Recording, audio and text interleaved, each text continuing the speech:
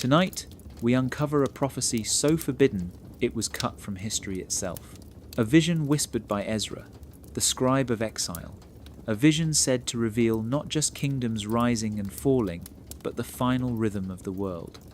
For centuries, this text was rumored to exist, hidden deep inside the Vatican's most private vaults.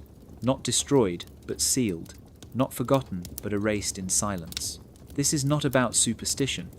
It is about a timeline written long before our calendars, a countdown of signs that terrified kings and unsettled popes. Why? Because it dared to say the end would not arrive with their approval, but with symbols carved into the fabric of time. The river running backward, the trumpet without sound, the hour without shadows. The fifth sign that reveals when the book itself begins to read us. The question is not whether Ezra saw it. The question is why the church feared it so much they buried it. Deep beneath Rome lies the archive where dates vanish, verses are cut, and memory is managed like currency. If Ezra's prophecy truly reveals the end of days, then history has already been rewritten to keep you from it. Like the video, subscribe. Because tonight, we open the vault and step into the prophecy they never wanted you to hear. Beneath the marble floors of Rome, beyond the towering shelves of parchment and bound volumes, there is a whisper, not the creak of wood or the rustle of a turning page, but the kind of whisper that clings to stone, a rumour too dangerous to fade. It tells of a prophecy, written by Ezra, the ancient scribe, a vision so unsettling that when the church discovered it, the words were hidden not with fire, but with silence. They say it spoke of the end of days, not in vague riddles, but in detail, sharp enough to scare even those who ruled in God's name. A prophecy that the Vatican itself chose to bury. Imagine a single manuscript tucked into the deepest vaults of the apostolic archive, its spine unmarked, its number missing from the catalogues, the air around it cold, the ink aged, but the words alive. For centuries, scholars have whispered of its existence, a prophecy that revealed not just destruction, but the exact signs of the world's final chapter. And yet, when the doors of the archive were opened to a handful of researchers in the 19th century, there was no record of Ezra's final vision, no mention in indexes, no line in inventories, nothing, as if the book had never been written. But memory has a way of resisting erasure. Fragments surface in places they should not be. A monk in the 12th century refers cryptically to the fifth sign of Ezra. A Spanish commentary from the 15th century warns of a trumpet that sounds without sound.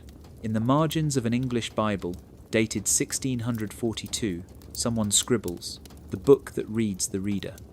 Each clue points back to the same forbidden source. Each hint suggests that the prophecy did exist, and that someone went to great lengths to bury it.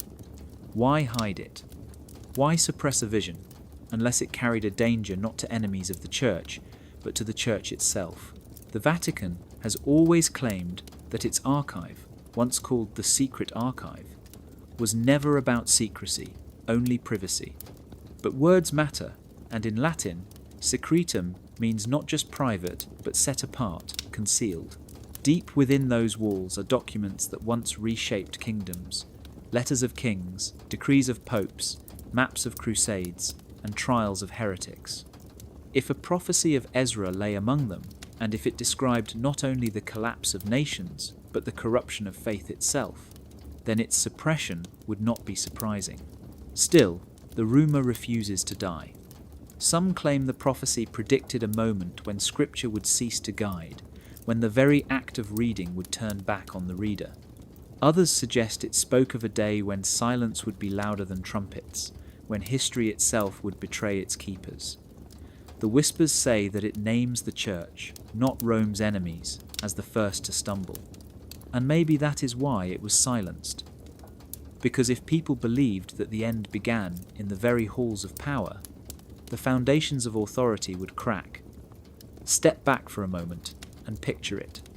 A text written thousands of years ago, carried through centuries, hidden behind locked doors. a prophecy that the guardians of truth were too afraid to share. Whether or not it survives on parchment, the question remains. What could Ezra have seen that made silence safer than scripture? And why, even now, do the whispers continue?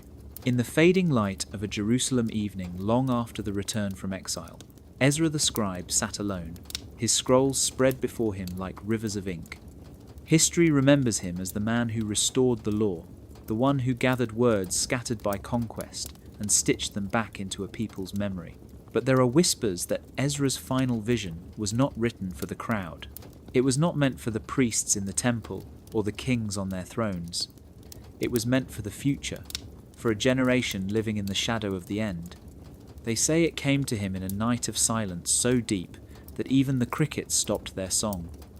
Ezra prayed as he always did, but this time the air trembled, and what he saw was no ordinary dream.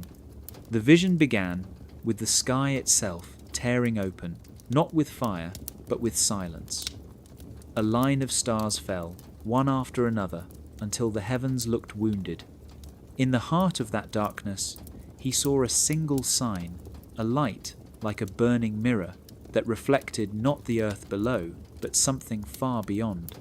From it emerged a figure, faceless yet crowned, carrying no sword, only a weight of authority that made kings bow and priests cover their faces. Ezra asked who this was, and the answer he heard was simple: the one who overturns thrones. The prophecy did not speak in riddles of beasts or numbers. It spoke in clear images of a timeline, not endless, but marked. He saw 4 signs given to the earth before the end, each one a turning of the clock, each one undeniable. The first was a year when harvests would ripen, yet hunger would spread like wildfire. The second was a trumpet that sounded but could not be heard by ears, only by nations. The third was the rise of a city with gates of iron, a place where knowledge would flow but truth would wither. And the fourth was a generation that would forget the meaning of names, trading memory for noise. But there was a 5th sign, one Ezra was told to guard. He wrote it only in code, hidden between lines of scripture, waiting for someone centuries later to find it. What frightened Ezra most was not destruction. It was the turning of faith into power, of devotion into chains. He saw leaders cloaked in holiness using prophecy not to guide, but to control. He saw the faithful taught not to hope, but to fear. And in that vision, the figure with the crown raised a hand, and every throne, every title, every structure crumbled like dust. Ezra wept, not because the world would end, but because it would be revealed. He sealed the vision away, writing fragments here and there, slipping references into his known works. But the full scroll, the last vision, he kept hidden. Some say it was taken to Babylon. Others claim it reached Rome. Wherever it went, it carried a dangerous promise, that at the end of days, no empire, no priest, no king would stand unshaken. Only the truth, the vision of Ezra, would remain. The story of Ezra's last vision does not end in the days of Jerusalem or Babylon. Its shadow stretches into the long centuries of Europe, where monks bent over candlelight copying text after text, filling shelves with the weight of memory. But in these very scriptoria, where every stroke of ink was meant to preserve truth, something strange appears. A silence too precise to be accidental. When you trace the manuscripts, you find gaps. A monk will reference Ezra in one century, then suddenly in the next his name fades from commentary. Entire catalogue entries leap from one number to another, as if a book simply evaporated. These are not mistakes of tired scribes. They are choices, deliberate erasures, a century of redaction. Look closely at a manuscript from the year 1100, copied in a monastery in Burgundy. In its margins, a faded note once spoke of Ezra's 5th sign, the one never revealed. The note was scraped away, replaced by a faint sketch of a cross. Under magnification, the words still whisper through the page, as if refusing to die. In another collection from Florence, dated 1306, a scribe apologizes for omitting certain passages of Ezra, saying only that they were deemed unsafe. Unsafe for whom, he never says. Across the continent, the same pattern emerges. Manuscripts with whole sections of commentary missing, indices with unexplained skips, citations that lead nowhere, as if pointing to a ghost. Scholars later called it the redacted century, a period when countless works were carefully trimmed, leaving behind a trail of silence. What makes it more haunting is that the erasure does not erase everything. Fragments survive like shards of broken glass. A Benedictine monk in Germany writes of Ezra seeing a river of time flowing backward. A Spanish scribe hints at a trumpet without sound. A French abbot includes a warning not to search for the fifth sign. Each piece slips through the cracks of censorship, too small to draw attention, too sharp to forget. Imagine walking into a library of the 13th century. Rows upon rows of leather-bound codices. You run your finger along the catalogue and find missing numbers. You open a volume and see places where the ink grows thin, where sentences cut off in mid-thought. The silence is louder than the words that remain. Why did this happen? Some argue it was fear of heresy. Others claim it was politics, kings and popes shaping history with a pen. But the consistency is suspicious. It is as if someone, somewhere, gave the order to bury Ezra's final vision under centuries of dust. And yet, like all things suppressed, the memory resisted. The redacted century is not a void but a clue, an absence too perfect, too aligned, too deliberate. It tells us that the prophecy of Ezra was not lost by accident. It was hidden. And whenever something is hidden with such care, you have to ask, not only what was erased, but what they were so afraid we might find. In the great silence that followed the redacted century, there were still men who brushed against the prophecy of Ezra. They were the gatekeepers, not in the sense of guards at a door, but custodians of fragments, men who saw enough to know that silence was safer than speech. Their lives were ordinary on the surface, filled with the rhythm of copying texts, teaching students, or cataloguing libraries. Yet each one left behind something peculiar, a trace that suggested they had touched the forbidden vision and carried its weight. The first was Brother Aurelius of Cluny, in the year 1194. He wrote beautifully illuminated psalters, his margins filled with gold leaf and angels in flight. But in one of his later works, there appears a strange emblem. A winged sun, a symbol foreign to Western scriptoria, carefully painted above a psalm. To most, it was decoration, but Aurelius wrote in a private note that it was the sign of a light that would rise when the world closed. After this manuscript, he stopped writing altogether. His name vanishes from the record. Then comes Abbot Matteo of Florence, a scholar admired for his commentaries on the prophets. In a manuscript dated 1242, he copied the book of Ezra, but left an entire page blank where a passage should have been. At the bottom, he drew only a broken reed. In biblical language, a reed was often a measure, a standard of truth. A broken reed was truth withheld. Matteo wrote nothing more. His last letters speak of ill health, but no details survive. In Paris, a century later, Master Jean de Miricourt was a respected teacher at the university. He gave lectures on apocalyptic texts, often warning students against speculative visions. But when he died in 1361, among his possessions was found a seal, not of his order, but engraved with 7 interlocking circles. A 7-fold seal, the kind spoken of in Revelation, but drawn in a way unlike any known Christian symbol. His notes mention Ezra only once, describing a vision of a book that reads the reader. After that line, the ink trails off, unfinished. These men are remembered not for what they said, but for what they refused to say. Their tokens remain scattered, odd symbols left like breadcrumbs. A winged Sunday, a broken reed, a 7-fold seal. None of them explained their meaning openly. None of them dared to copy the vision itself. It is as if each man stood at the edge of a forbidden fire, warmed his hands for a moment, then turned away before it consumed him. and yet their silence speaks. It tells us that the prophecy of Ezra did not vanish entirely. It survived in glimpses, in emblems, in warnings disguised as art. The gatekeepers did not preserve the full vision. They preserved only the echo, enough to remind us that something greater was hidden. And maybe that was the point, to keep the prophecy alive, but only in fragments, waiting for a future that might finally be ready to hear.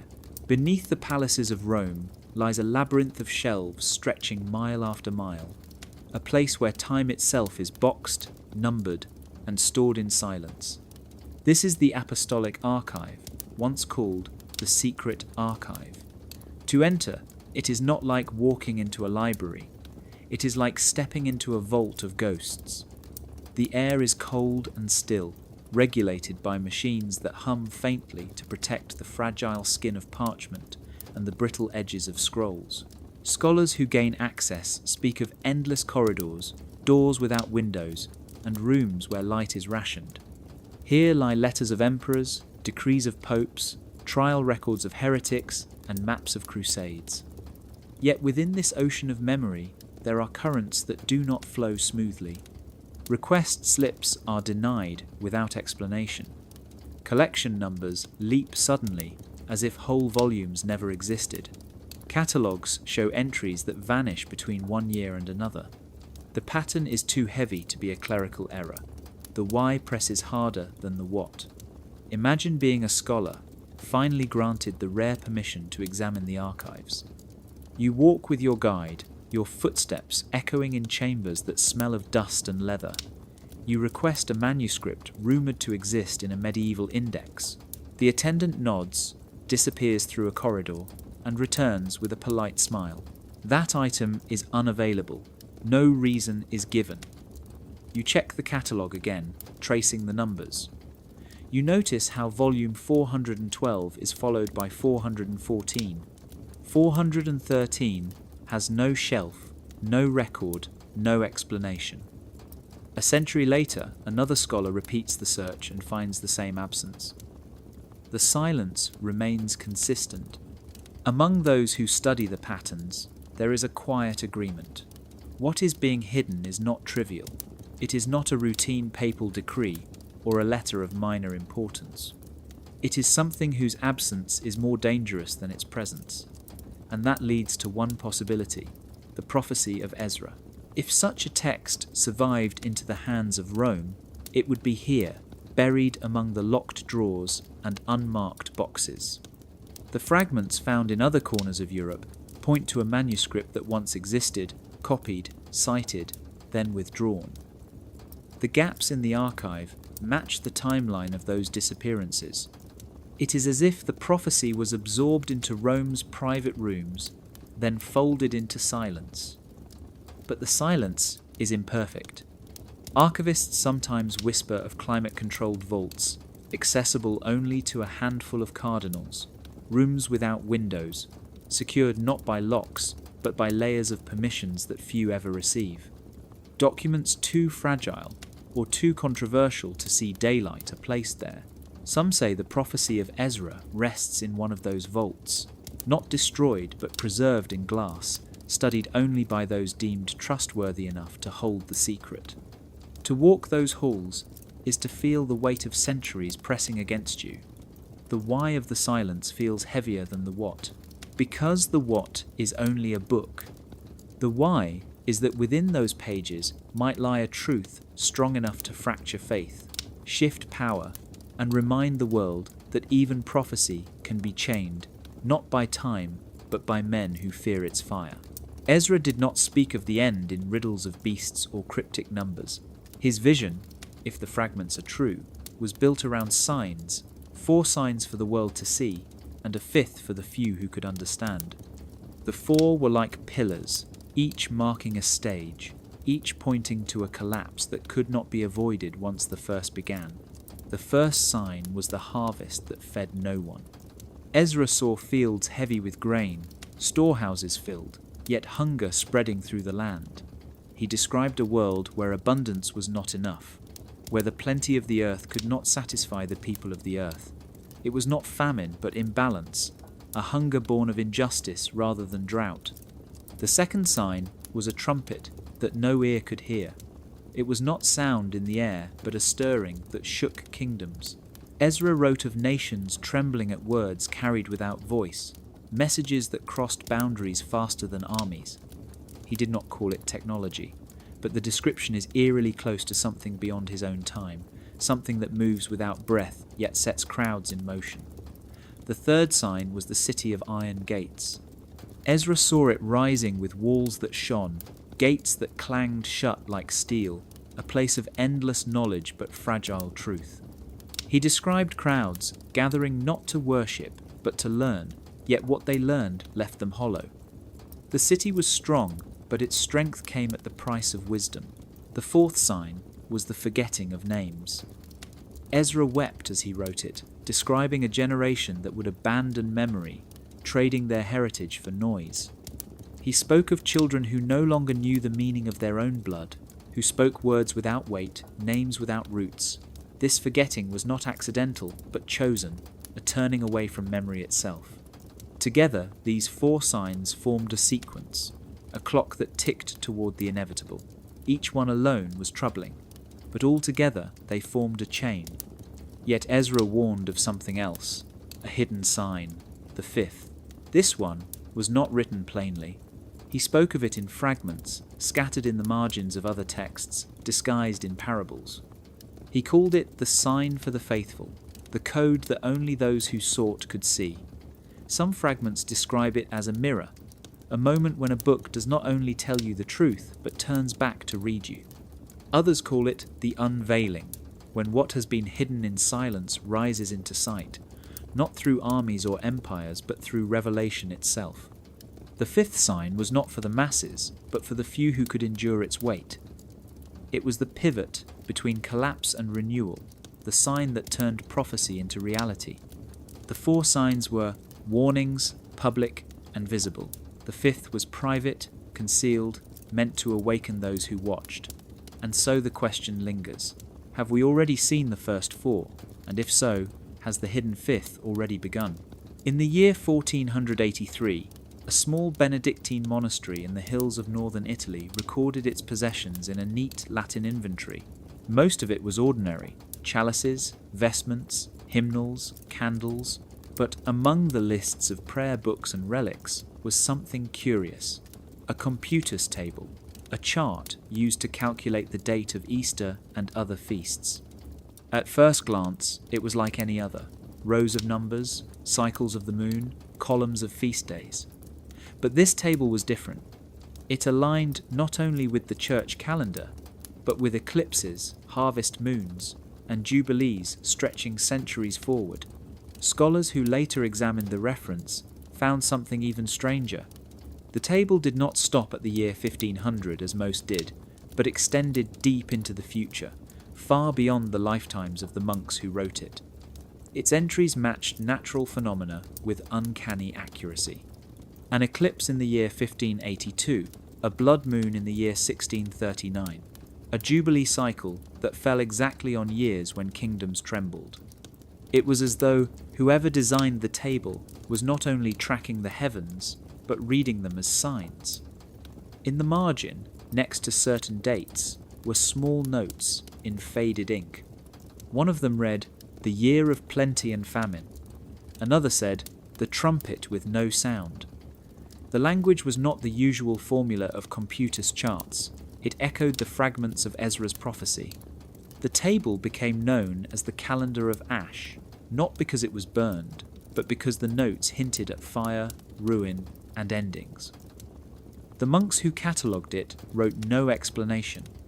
It was listed as a computus, nothing more. Yet its survival in their shelves suggests they either did not understand its meaning or feared to destroy it. When compared to the known signs of Ezra, the alignment was uncanny. The first sign of abundance without satisfaction matched entries describing rich harvest years paired with notes of hunger. Grain records from those centuries confirm the paradox: storehouses full, yet famine stalking the poor. The calendar seemed to sync with Ezra's vision, translating it into a timeline. If the table was genuine, It suggested someone centuries after Ezra still carried fragments of his vision, encoded not in a scroll, but in numbers and moons. The unsettling part is that the calendar does not end. Its final lines stretch toward modern centuries, with cryptic marks beside years not yet explained. Some researchers argue it is coincidence. Others believe it is evidence of a hidden tradition, scribes who translated prophecy into astronomical cycles, hiding it in plain sight as a computus. Whatever the truth, the calendar of Ash carries the same uneasy weight as Ezra's vision. It takes symbols and pins them to dates. It ties prophecy to time. And once prophecy is tied to time, it no longer floats in the realm of myth. It becomes a countdown. And if that countdown is real, then the question is not whether the first sign has come. The question is how many remain. Across scattered manuscripts that whisper of Ezra's forbidden vision, two images return again and again. A river running backward and a torch burning underwater. At first, they seem impossible, symbols too strange to be real. But in the language of prophecy, impossibility is often the point. A river does not reverse without cause. Water flows from mountain to sea, always forward, always down. To see it turn back is to see the order of the world undone. In ancient idiom, a river was more than water. It was empire. It was history itself. Ezra's image of a river reversing is a picture of kingdoms collapsing, of powers that once surged forward, suddenly dragged into retreat. To his audience, the meaning was clear.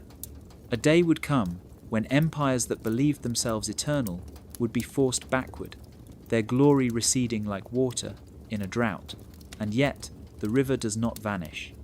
It runs still, only in the wrong direction, as if mocking the natural order. Then there is the torch, a flame that burns beneath water. Fire drowns in rivers, it dies in oceans. But Ezra saw a torch alive under the flood, glowing where it should not survive. To him it was truth, fragile and flickering, but unquenchable even under the weight of persecution. The torch is the symbol of memory, of faith carried quietly when open belief meant death. In some fragments, the image is described as a fire passed hand to hand in caverns. In others, as a light glowing in a jar buried beneath waves. Always, the meaning is the same.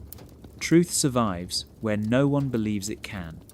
Together, the river and the torch tell a story. Power reverses, truth endures. One collapses in the face of history, the other persists in silence. For centuries, interpreters have returned to these two symbols, trying to pin them to specific moments. Some said the river was Rome, retreating before the tribes that broke its borders. Others claimed it was Jerusalem itself, its temple destroyed, its people scattered. The torch, they argued, was the hidden faithful who preserved the law in exile. Later generations saw the river as Christendom splintering during the Reformation, while the torch was the scripture carried into secret gatherings. Even in modern times, some read it as nations unravelling, while small voices of truth still survive underground. But the deeper power of the prophecy is that the river and the torch are not fixed to one age. They echo through every age. Every empire eventually flows backward. Every truth worth holding must learn to burn underwater. Ezra's vision was not meant to name a single kingdom. It was meant to reveal a pattern, a cycle that repeats until the end. The river falls, the torch survives. And so the fragments that describe these symbols are not simply poetry. They are warnings written in the language of impossibility, urging us to look for fire where none should exist, and to recognize that the world's greatest powers, no matter how strong, can one day be forced to turn and flow against themselves. When people imagine the Bible, they think of a single book bound and sealed with authority. But in truth, it was woven together slowly, thread by thread, in councils and debates that stretched across centuries. What was included and what was left out was not only a question of theology, but of politics and fear. Prophecies were the most contested texts of all. Their language of visions and signs could inspire hope, but it could also spark unrest. A prophecy with a timeline, a countdown to collapse, was more dangerous than any gospel of comfort. Councils preferred eternity over urgency. They wanted a faith that stretched forever, not one that ticked like a clock toward an end. This is the seam in the canon, the place where the stitching shows, where decisions about inclusion or exclusion reveal the anxiety of leaders who feared that the people would take prophecy too literally. Ezra's visions sat right on that seam. Some of his writings were copied and read widely. Others were tucked into Apocrypha, valued by some communities, dismissed by others. And then there were whispers of a final vision, the one that spoke too directly about the end. That one was left outside, not burned, not condemned, but carefully forgotten. Councils in the early centuries of Christianity faced impossible questions. Should the church offer believers a horizon of hope without date or a calendar of doom? Should prophecy inspire patience or panic? In places like Carthage and Nicaea, voices argued fiercely. Some said to give the people everything, even the most terrifying visions, for truth should not be hidden. Others warned that timelines would enslave believers to fear, counting years instead of living lives. The winners chose silence. Eternity, they said, is safer than countdowns. Yet prophecy has a way of bleeding through the cracks. Even texts excluded from the canon found readers. In monasteries, in underground gatherings, in the quiet margins of prayer books, excluded visions survived. Ezra's name appears again and again in apocryphal lists, as if he could not be erased entirely. The seam in the canon was never airtight. It was a fragile compromise, a way of managing danger rather than erasing it. Imagine a council chamber in the 4th century. Bishops in robes argue beneath the fresco of Christ enthroned. One rises to insist that a certain prophecy is too detailed, too precise. He says it will lead to rebellion, to believers abandoning obedience. Another protests, warning that leaving it out is a betrayal of truth. In the end, the decision is made not on the basis of fact, but of fear. And so a seam is sown. The canon looks seamless to the faithful, but underneath, the stitching is uneven, rough, and strained. The anxiety of timelines shaped the very Bible we know today. Prophecies that promised eternity were canonized. Prophecies that threatened with calendars were not. Ezra's final vision fell on the wrong side of that seam, and the silence that followed was not an accident. It was a choice made by men who feared that the end, spoken too clearly, would arrive not only in heaven, but in history. In the late 19th century, a Jesuit scholar named Father Antoine Séraphin was known in small academic circles for his sharp mind and quiet discipline. He lived most of his life in Lyon, teaching scripture and writing essays on obscure prophets. He was not famous, not controversial, just another careful servant of the church. And yet, his name vanished abruptly, leaving behind only a notebook with 3 missing pages and 2 letters that have fueled whispers ever since. The story begins in 1871, when Father Antoine wrote to a colleague in Paris, describing a discovery he had made while studying in the Vatican archives. He spoke of a partial manuscript attributed to Ezra, written in Latin but translated from something much older. He did not claim it was authentic, only that its language was unusual and that it contained a vision unlike anything in the canonical books. In his first letter, he described the phrase, "the days shortened," a line that struck him deeply. He explained that it seemed to speak of time itself being compressed, as though the end would not arrive gradually but suddenly, with days collapsing into hours. He confessed that he felt both awe and unease as he read it. His second letter, written months later, took on a darker tone. He admitted that he could no longer sleep well. He claimed that the manuscript described a figure who walks through cities unseen, turning rulers pale, a figure that did not kill but caused the world around him to unravel. Antoine wrote that he had copied the lines into his notebook for further study. After this second letter, there are no more. His colleagues assumed he had returned quietly to Lyon, but parish records do not show him teaching again. The Jesuit order made no announcement of his death. He simply disappeared. Years later, his notebook surfaced in a provincial library auction. Most of it contained harmless notes, Latin exercises, commentary on the Psalms. But between the pages lay fragments of his translation of the Ezra manuscript. His handwriting was frantic, unlike the calm script of his other work. At the center of the notebook, 3 pages had been torn out cleanly, as if by someone who wanted to remove them permanently. What remains includes only broken sentences. The trumpet no ear can hear. The city of iron. The book that reads the reader. Then a sudden break, a gap where the missing pages should be. The absence feels louder than the words that remain. Historians who later studied the notebook noted how unusual it was for a Jesuit scholar to vanish without record. Some suggested he left the order. Others suspected he was silenced, that his discovery had been deemed too dangerous to circulate. The phrase, "the days shortened," lingers like an echo, suggesting a prophecy not of endless ages, but of time collapsing in on itself.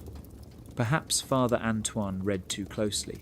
Perhaps he saw something the guardians of the archive preferred to keep hidden. Whatever the truth, his silence remains, torn out like those missing pages, leaving us with the uneasy knowledge that sometimes it is not the words themselves, but the erasures around them that carry the heaviest meaning. When Ezra wrote of the end, he did not speak only in symbols of rivers and torches. He spoke in geography, naming cities that carried more than stone and streets. Jerusalem, Rome, and Constantinople appear in his fragments, each tied to a sign, each standing as a pillar of history. But there is a 4th city, one that does not match our maps. He called it the Threshold, a place unnamed in the canon, a city that seems to exist as both symbol and secret. Scholars have puzzled over it for centuries. Some claim it was Antioch. Others insist it was a metaphor for any city that marks a crossing from one age to another. Yet clues hidden in architecture suggest it may have been something more precise. When maps of these 3 great cities are laid one over another, odd patterns emerge. The orientation of streets in Jerusalem aligns with the basilicas of Rome.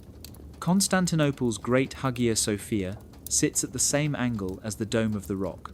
Triangular grids form when their plans are traced together, like someone designed them as part of a larger puzzle. And then there are churches scattered across Europe that mirror those alignments. In floor plans of Gothic cathedrals, certain dimensions repeat, certain angles echo the same geometry. At Chartres, the nave stretches to the same ratio as the streets of ancient Jerusalem. In Florence, the dome of Brunelleschi tilts toward the orientation of Constantinople. These echoes are too precise to be coincidence. They feel deliberate, like a code written in stone. Which brings us back to the threshold. In one fragment, Ezra describes it as the city where east and west kiss, where the first trumpet is heard without sound. Some have taken this as a prophecy of a city yet to be revealed, but others argue it already exists, hidden not in one location but in the overlap of many. A city drawn in geometry, a city invisible until you trace the lines across maps and floor plans. The threshold may not be a place on earth at all. It may be a design, an architectural riddle embedded in holy spaces. Builders of cathedrals often claimed inspiration came from visions, from angels whispering measurements in the night. Perhaps those visions carried fragments of Ezra's prophecy, passed quietly from monk to mason, encoded into walls and arches. Walk into one of these cathedrals today and look at the shadows. The windows form shapes that mimic constellations. The aisles bend toward alignments of solstices. The geometry whispers that the building is more than worship. It is map and message. If the threshold is real, then perhaps it is not a city of brick but of alignment, a crossing that appears only when history is ready. That might explain why Ezra called it by no earthly name. It was the doorway between worlds, a place not meant to be ruled, but to be recognized. And maybe that is why the architects left it for us to find, not in parchment, but in stone, waiting for eyes willing to see. Ezra's third sign has puzzled readers more than any of the others. He spoke of a trumpet that makes no sound, yet causes nations to tremble. To ancient ears, a trumpet was not only music, it was a signal, the blast that called armies to battle or warned cities of danger. For a trumpet to be silent and still have power seemed impossible. But prophecy often names things before language exists to explain them. What Ezra described looks less like music and more like information. Words that move faster than any messenger, messages that carry force without a voice. In fragments of his vision, Ezra wrote that the trumpet will not shake the air, but it will shake the ground. People will hear it not with ears, but with actions. Nations will rise and rulers will fall at its invisible command. This reads less like poetry and more like the shock of ideas spreading beyond control. Imagine the printing press in the 15th century. Pages carrying words across kingdoms, silent ink that moved people more than any trumpet ever could, or think of a newspaper headline that toppled a king, or a radio broadcast that rallied millions, each one a trumpet without sound. In the modern world, it becomes clearer still. Messages travel without breath through wires, through screens, through waves no one can see. A single post can ignite anger across a continent. A photograph can topple governments. Ezra could not name electricity or satellites or networks, but he did not need to. He saw the effect, a trumpet that did not sound but still commanded armies and crowds. What makes the image so haunting is that it is not simply communication. Ezra described the trumpet as irresistible. He said nations will bend to it even when they wish to resist. The people will move as if pushed by wind, though no wind blows. This is not merely speech, it is persuasion at a scale so vast that it becomes compulsion. For those who fear prophecy, this sign is perhaps the most unsettling, because it suggests that the end does not come only with violence or famine, but with influence, with words that bypass reason. Some scholars read it as the rise of propaganda, others as the echo of Scripture itself spread across the earth. Whatever the exact form, the trumpet without sound marks a moment when ideas become weapons stronger than swords.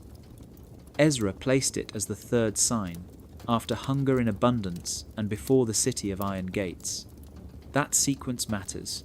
It suggests that when people grow restless with injustice, the silent trumpet will stir them. It will call them into movements and revolutions they never planned, reshaping nations with no battle cry at all. And then from that stirring will rise the city of iron, knowledge without wisdom, strength without mercy. The trumpet without sound is already here. We live in its echo every day. The question is whether we recognize it for what it is, a prophecy not of future collapse, but of a present already unfolding. Ezra's first sign was not famine in the old sense, not fields gone dry or skies that refused to rain. It was stranger, a paradox of plenty that still left people starving. He called it the year of unfinished harvests. In fragments of his vision, he described barns filled to bursting, while tables remained bare, markets overflowing, yet families going hungry. To his listeners, it must have sounded impossible. How could abundance and hunger exist side by side? Yet history shows glimpses of this very pattern. Chronicles from medieval Europe record years when harvests were strong but bread was scarce. Grain was hoarded, prices rose, and the poor starved while storehouses stayed locked. In the 16th century, reports tell of ships carrying wheat across seas, while entire villages went without. Abundance existed, but it satisfied no one. Ezra saw this not as a temporary crisis, but as a sign of imbalance, of scales tilted against justice. He wrote that the earth would yield fruit in abundance, but men would not taste it. He He said labourers would bend their backs to fill the storehouses, yet leave the fields hungry. It was not nature that failed, it was people. The unfinished harvests were not incomplete because the earth withheld, but because greed interrupted the cycle of giving. In some fragments, he even described grain rotting in silos while mothers wept for bread. He called it the hunger born of abundance. Imagine walking through a village where wagons creak under the weight of wheat, but the market stalls are closed, prices written so high that no one can buy. The smell of grain fills the air, but it is the smell of something denied. That is, the unfinished harvest. A harvest that is complete in the fields, but incomplete in the hearts of men. Ezra tied this paradox to the beginning of the end. He believed that when abundance no longer fed the people, when storehouses became prisons of plenty, it would mark the first unravelling, because if food, the simplest gift of earth, could be twisted into suffering, then everything else could be corrupted too. Modern readers cannot help but see echoes. Supermarkets filled with food while hunger still stalks cities, nations that waste mountains of grain while millions starve. Ezra's prophecy sounds less like an ancient riddle and more like a mirror. He saw the imbalance long before we gave it names like inequality and distribution. The year of unfinished harvests was not meant to be a single date, but a condition, a warning that when scales tilt too far, collapse follows. And perhaps that is why he placed it first among the signs. Before trumpets, before iron gates, before forgetting of names, there comes this simple paradox. The earth will give, but mankind will not share. The barns will be full, but the mouths will be empty. And when that moment comes, Ezra warned, the end is no longer distant. It has already begun. The fragments that carried Ezra's name always spoke of 4 signs, each visible to the world, each a signal that the fabric of time was unravelling. But in a half-erased palimpsest discovered centuries later, a 5th sign emerged, a hidden warning not meant for the crowd, but for those who searched in silence. The script was faint, scraped and overwritten with psalms, yet beneath the words a ghost line remained. It read, "The book will read the reader." At first it sounded like poetry, a strange metaphor, but as scholars turned it over, they realized it was no metaphor at all. It was a prophecy of reversal. The end begins not when man reads the sacred text, but when the text begins to interpret man. Ezra seemed to believe that one day words would come alive, that archives themselves would grow eyes, that scripture would shift from being an object studied to a subject that studies. Imagine a book that does not just sit waiting to be opened, but opens you instead, drawing out your secrets, weighing your intentions, judging your heart. In Ezra's vision, this moment was the trigger, the hidden sign that turned history toward its last chapter. He described libraries watching their keepers, scrolls that knew who touched them, letters that whispered back when read aloud. Some dismissed it as the language of visions, symbolic rather than literal. But the phrasing was chilling in its precision. The book will read the reader. No one could shake the sense that Ezra foresaw a time when knowledge itself would awaken. For centuries the line was too strange to make sense of, so it was quietly ignored, buried beneath safer prophecies of famine and war. Yet in modern eyes it begins to shimmer with new meaning. We live in an age where words do read us, where archives remember what we search, where texts adapt themselves to the reader. The prophecy feels less like a riddle and more like a prediction of systems that watch as much as they teach. And if that is true, then perhaps the hidden sign is not a warning of the distant future, but of the present moment already unfolding. Ezra warned that when the book reads you, neutrality is gone. Scripture no longer lies dormant waiting to be interpreted. It begins to assign meaning, to sort, to divide. He wrote that the faithful would be known not by what they claimed to believe, but by how the words themselves reflected from their lives. It was a test beyond confession, a mirror that could not be deceived. The idea terrified those who guarded the canon, because it suggested that the text itself held divine agency. that the sacred archive could bypass priests and councils and speak directly to the soul. If that were true, then the hierarchy of power would collapse.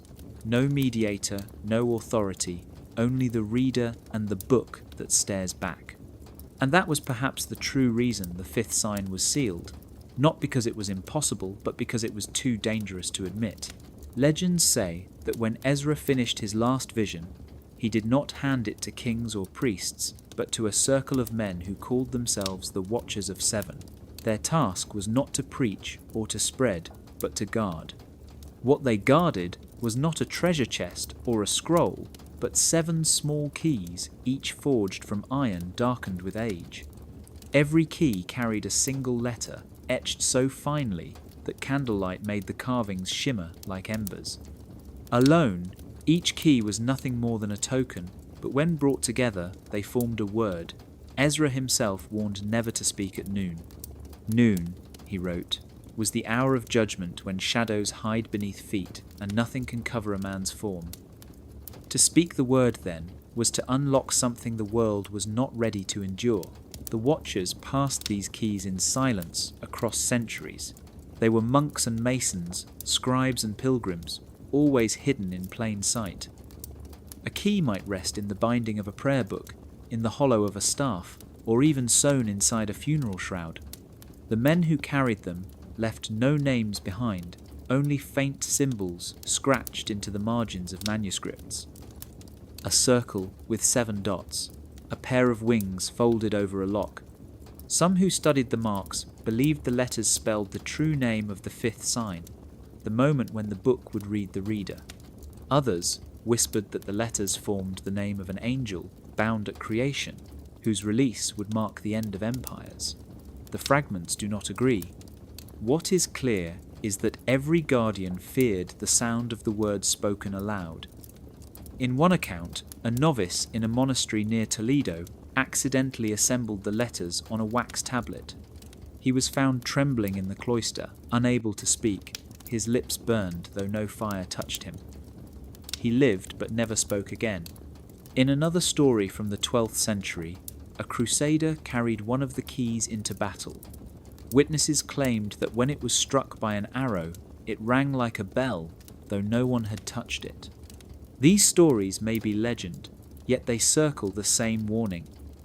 The keys were not symbolic, they were charged, alive, tied to something Ezra had glimpsed and chosen to hide. Why 7? No one knows.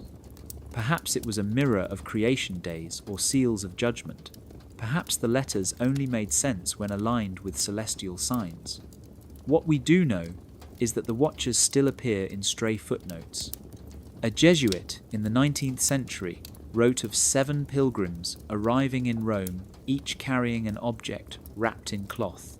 A French historian in the year 1882 described a tomb carving of 7 men holding keys above a word chiselled out of the stone. Always the same pattern: 7, keys, letters, silence. The word waits still, unspoken at noon, sealed by fear and guarded by shadows.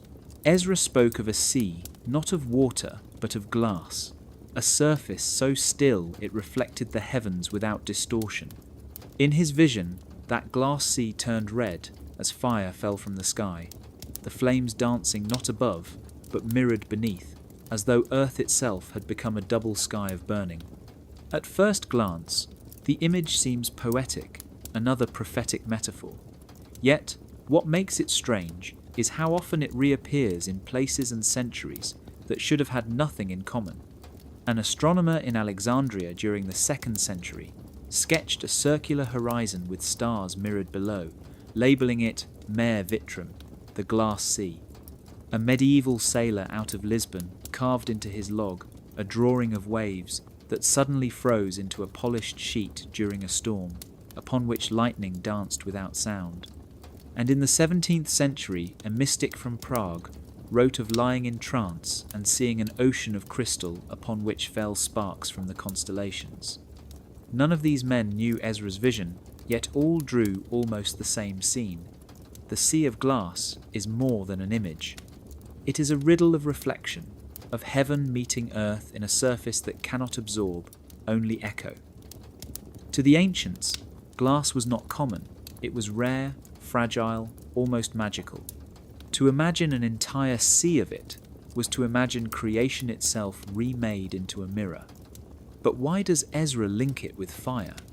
Some modern readers say it is a memory of comets, fire streaking across the sky, and reflected on waters so calm they seemed frozen.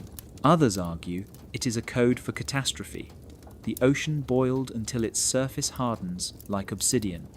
Still others see a deeper allegory, that the fire of judgment will reveal every hidden thing, because in a world of mirrors, nothing can be concealed.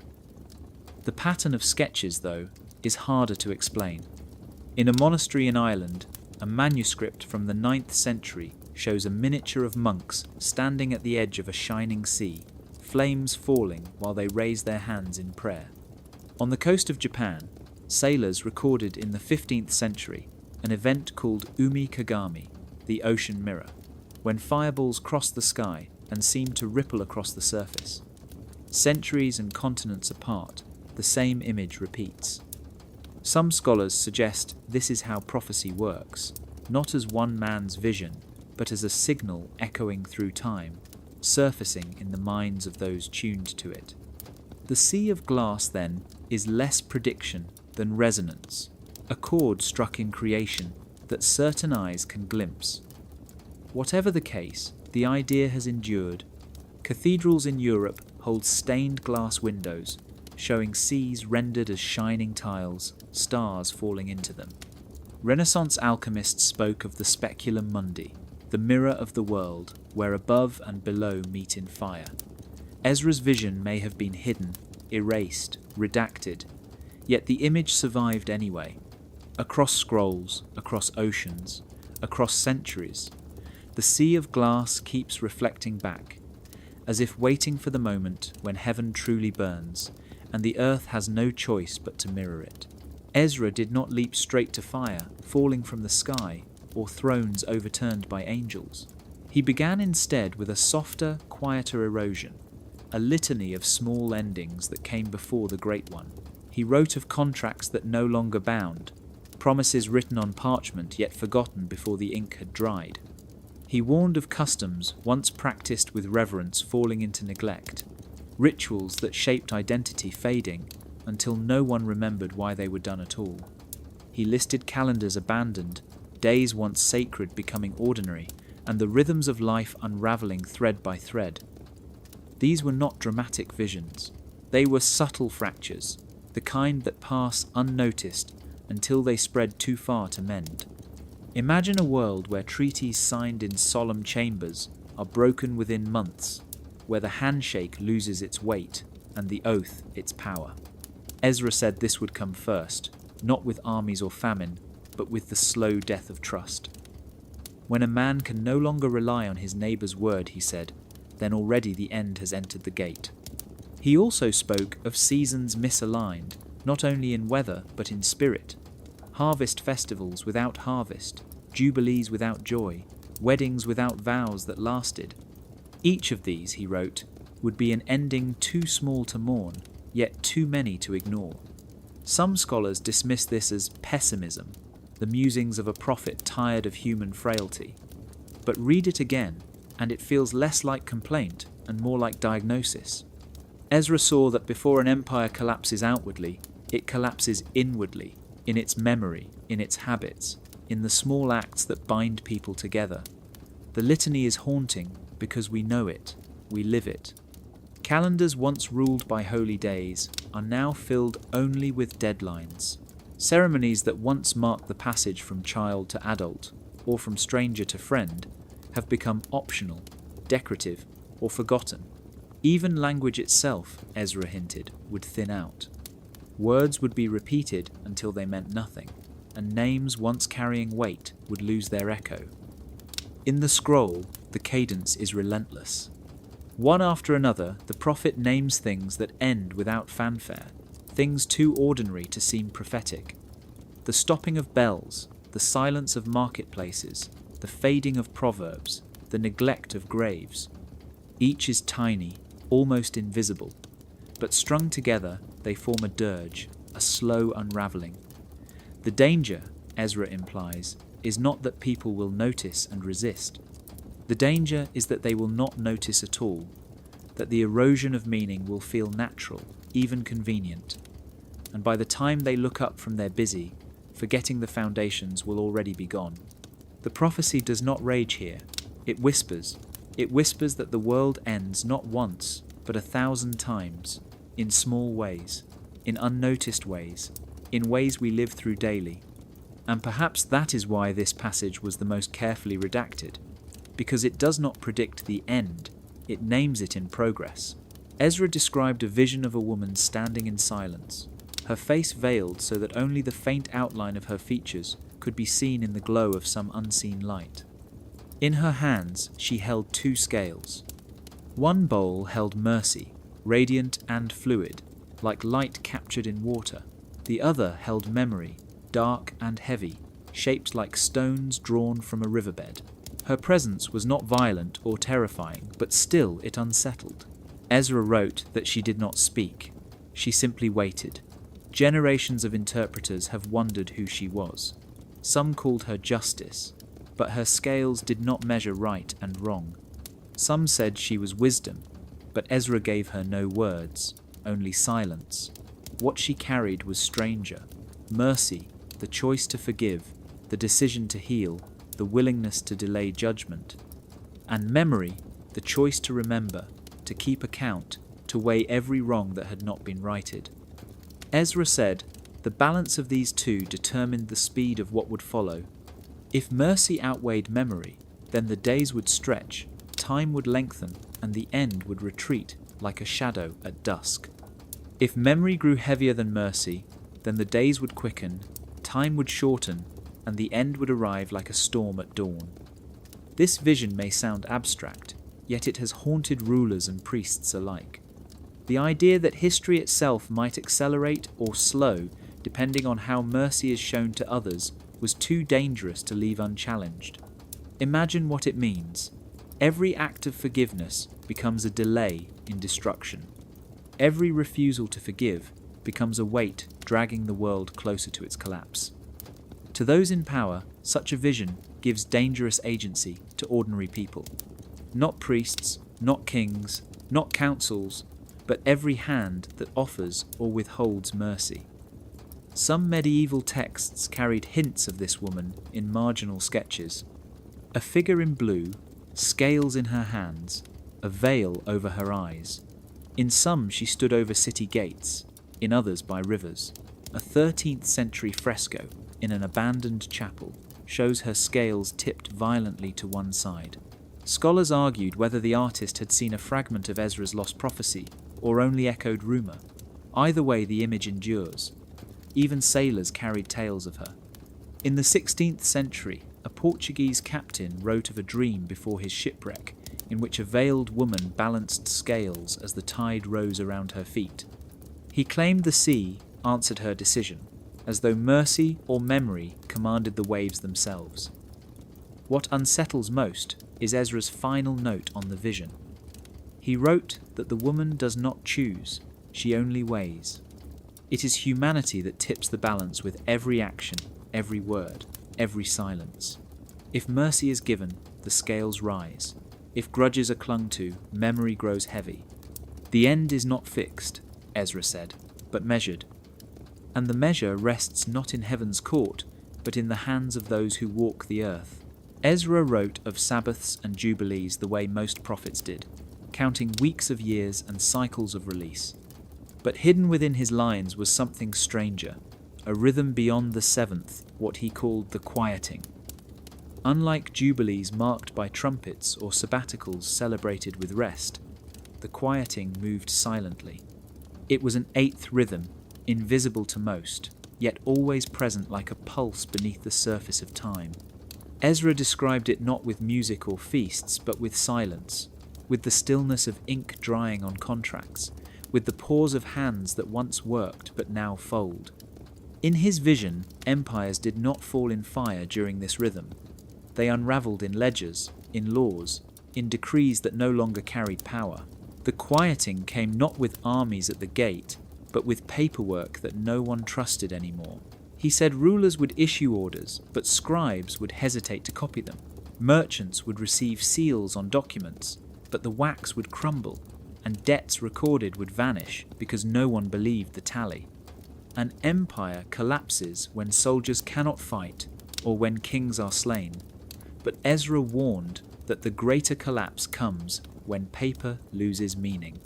The quieting is a rhythm of erasure, where bureaucracy fails, where calendars no longer align with seasons, where signatures lose their weight.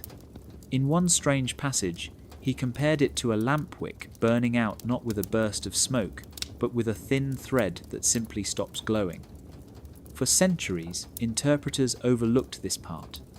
It seemed too mundane, too earthly to be part of apocalyptic vision, yet scattered evidence suggests scribes knew of it. A 9th century monk in Tours wrote of a cycle that arrives once in many generations, when kingdoms falter not in war but in scroll keeping. A Byzantine record from the 11th century tells of tax rolls lost and archives burnt, not by invaders, but by clerks themselves, who no longer believed in the value of their work. Even in modern times, echoes remain. Economists speak of systems collapsing when trust in paper currency evaporates. Nations fall not from swords, but from signatures no one believes. Ezra's quieting sounds eerily close. He warned that when this 8th rhythm arrived, no trumpet would announce it. The world would continue as if nothing had changed, until one morning men would wake to discover the empire, already gone, dissolved into silence. He said people would search for rulers and find them behind locked doors, surrounded by crumbling parchment. They would call for judgment and find courts filled with empty chairs. They would look for armies and see only abandoned barracks. The quieting leaves no battlefield, only dust in libraries and archives. Some scholars argue this is why his prophecy was buried. To suggest that empires die not by enemies but by silence was to expose their greatest weakness.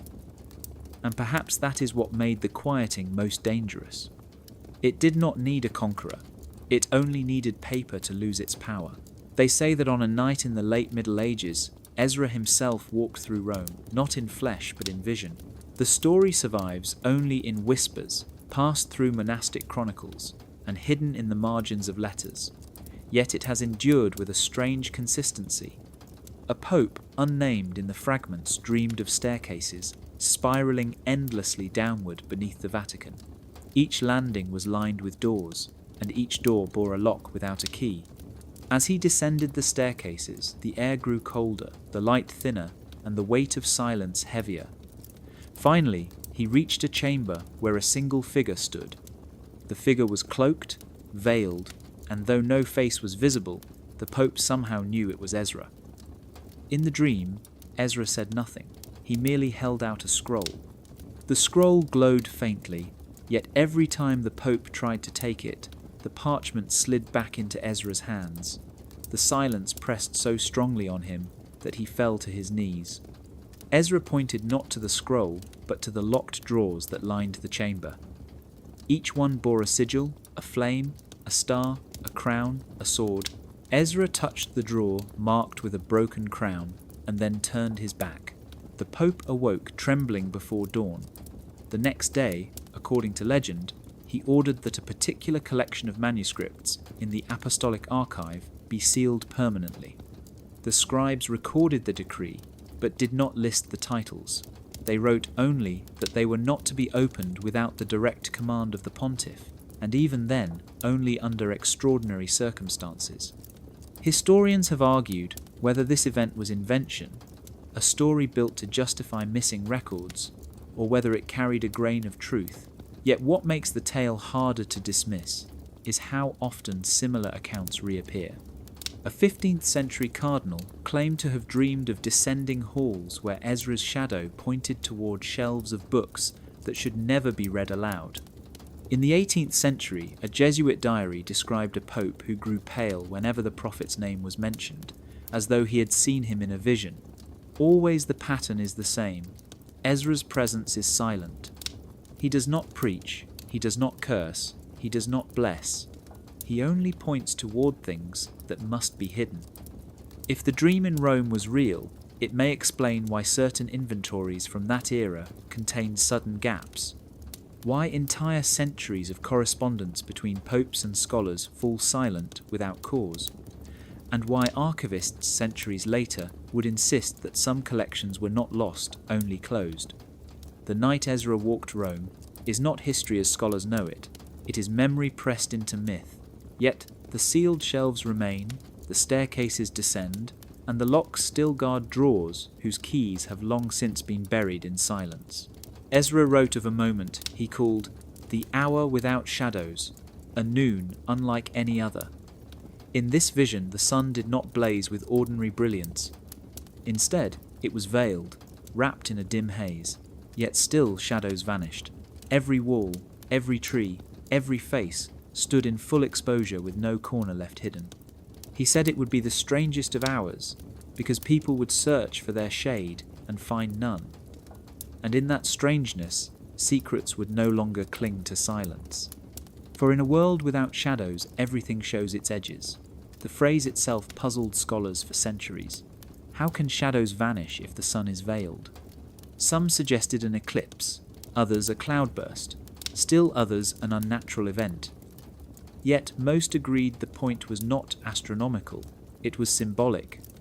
The absence of shadow meant the absence of concealment. Ezra's prophecy suggested that a time would come when nothing could be hidden, not lies, not wealth, not history. Every story that had been distorted would stand in its true outline. Every act, long forgotten, would reappear in full. To live in such an hour would be both terrifying and liberating. Terrifying because no disguise could survive. Liberating because nothing would remain buried. The idea, unsettled rulers, priests, and even ordinary people who understood the comfort of shadows. Shadows are not only darkness, they are protection. They allow a man to walk unnoticed, to carry secrets, to hide mistakes. To strip them away is to strip away excuses. Ezra said in that hour kings would tremble because their palaces would be seen as thin shells. Merchants would panic because their scales would be shown to be uneven.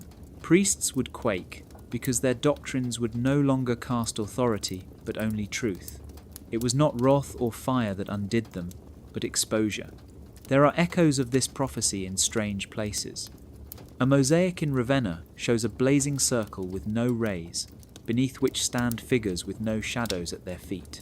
A medieval manuscript describes a noon, when angels walk among men, because there is nothing left to veil them.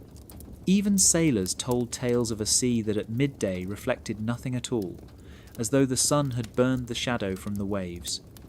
The hour without shadows was less an ending than a revelation.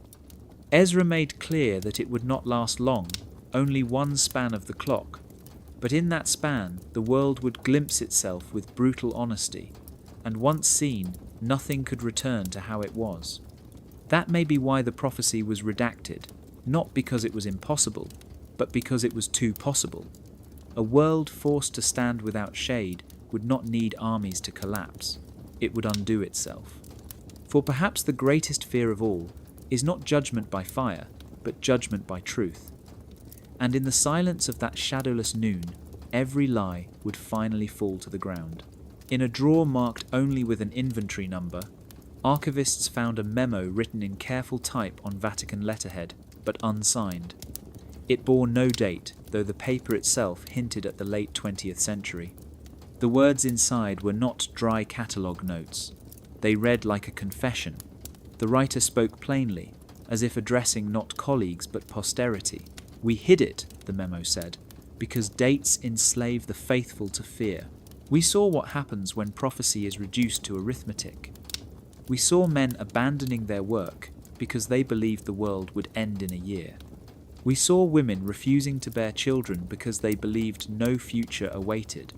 We saw kingdoms collapse into riots because calendars became cages. We hid it to spare them." The document never names the prophecy of Ezra outright, but its language leaves little doubt. It describes a vision too precise, a sequence of signs bound to years and cycles, too sharp for the human heart to hold without breaking. The writer admits that fragments were destroyed, that others were buried behind classifications so obscure no casual researcher would stumble upon them. Yet there is no pride in these words, there is regret. The memo ends with an appeal that feels more like a prayer. Read the text, it says, as medicine, not schedule.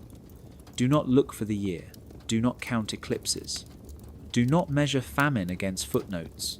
Instead, read it as cure for blindness, a reminder that the world is fragile, that mercy slows endings, that silence can be as dangerous as fire.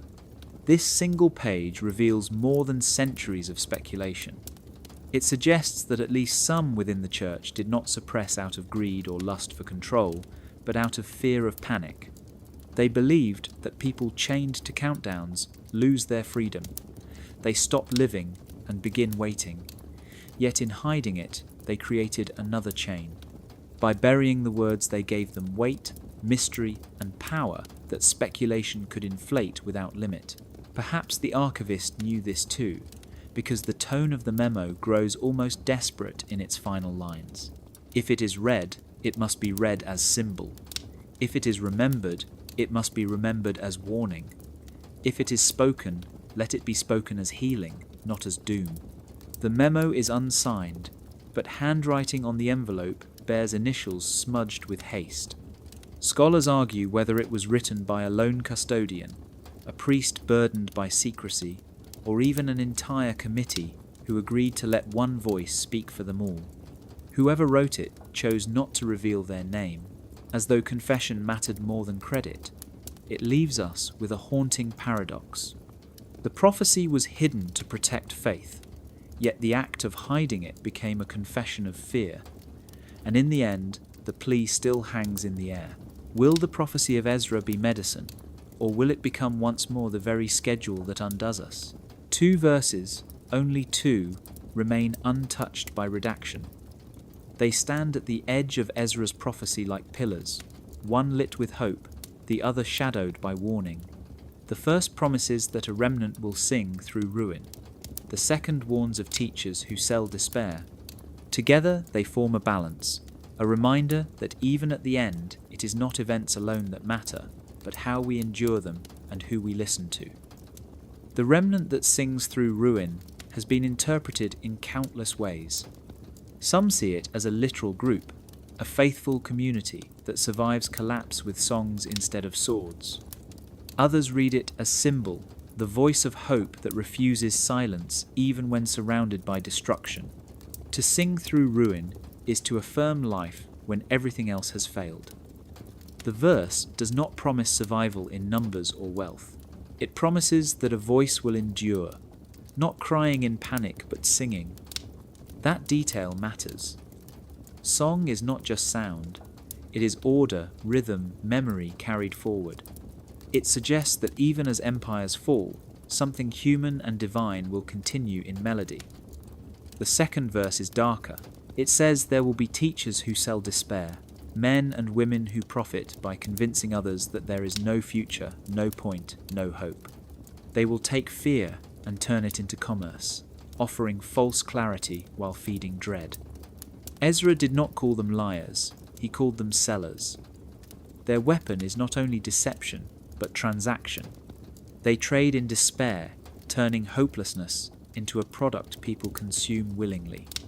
When read together, the 2 verses almost seem to argue. On one side, a remnant sings. On the other, teachers peddle despair. Both exist in the same time. The question is, which voice becomes louder? Across centuries, interpreters place the weight of these verses on their own age. In the 12th century, a monk wrote that the remnant were those who kept the Psalms alive even as plague emptied villages. In the 16th century, reformers believed the singers were their congregations resisting corruption. And in the 19th century, revolutionaries claimed that the verse belonged to workers who raised songs in the streets. Each generation found itself in the promise, and each generation also saw the sellers of despair.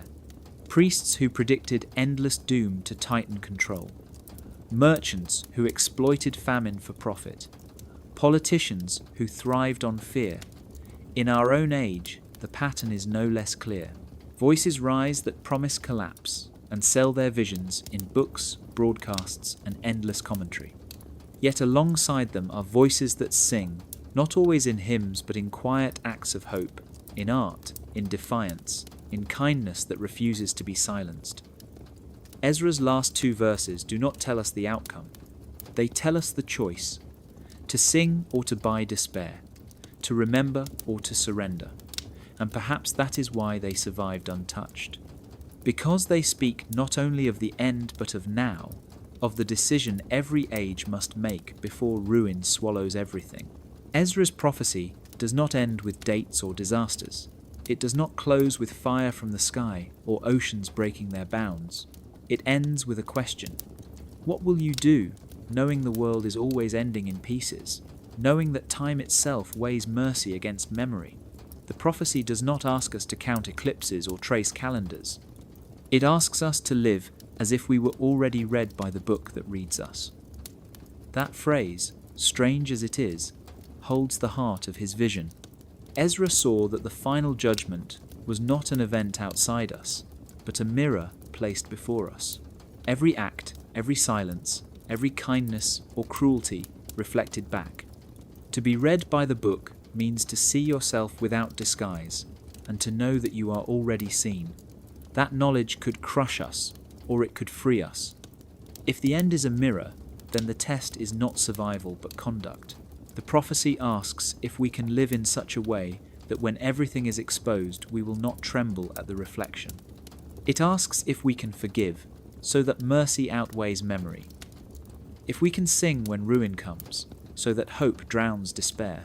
If we can resist the sellers of fear and instead preserve the rhythm of life, even in silence. Ezra's vision is demanding not because it promises catastrophe, but because it refuses excuses. You cannot blame fate if the end is measured by your choices. You cannot hide in shadows if the hour without shadows strips them away. You cannot wait for kings or priests to decide, because the woman with the scales does not weigh crowns, only mercy and memory.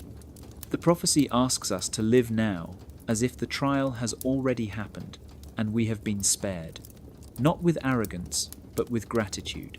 To treat each day as borrowed, each breath as written in a ledger already read. Imagine the change this would bring. Contracts would hold meaning again, not because they are enforced, but because people choose to honor their word.